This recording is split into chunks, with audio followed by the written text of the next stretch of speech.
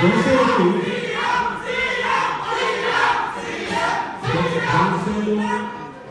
అంతిమ లక్ష్యం అధికారం కాదు. జరిగితే జరుగుతుంది, జరగకుండా జరుగుతుంది.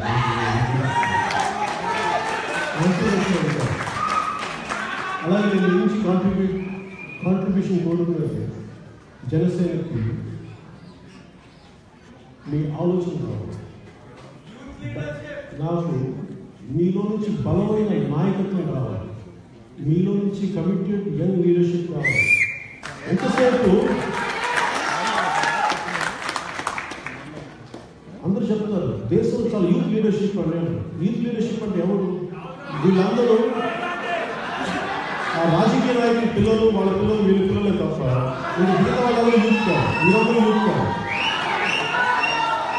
వాళ్ళకి యూత్ ఎవరంటే వాళ్ళ పిల్లలు, వాళ్ళ పిల్లలు, వాళ్ళ మనవాళ్ళు యూత్ తప్ప మిగతా వాళ్ళు యూత్ కాదు. అది మారాలి మన దేశంలో. అది మారాలి అంటే దాని ముందడుగు నేను వేస్తున్నాను. ఈ రోజున నన్ను అందరూ అడుగుతున్నారు నువ్వు ఎందుకు పార్టీ ఎక్స్పాండ్ చేయవాలి. నాకు ఎక్స్పాండ్ చేయాలంటే నాకు కమిటెడ్ వ్యక్తులు కావాలి. నేను నీలాంటి కోసం నాటకాలు నిలబడు, ఇక్కడ మాట్లాడలేదు నిలబడు, చూపించాను.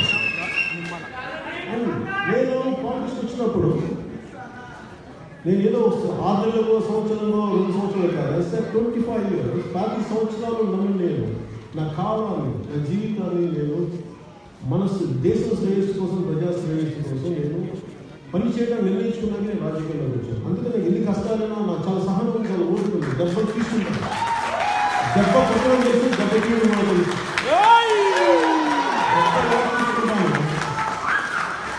కాకపోతే అది వ్యక్తిగతంగా లేదు, నాకు ఎవరి వ్యక్తిగతంగా నిజంగా నాకు ఎవరి కోపం ఉండదు. కాబట్టి ప్రజలకి మీరు ప్రామిస్ చేసి మీరు మాట పట్టించుకోకుండా వెళ్ళిపోతే మాట నాకు చాలా బాగా, చాలా కోపం, చాలా అసహనం. దానికోసం నేను ఎంత స్థాయికైనా పోరాటం చేయడానికి రెడీగా ఉన్నాను.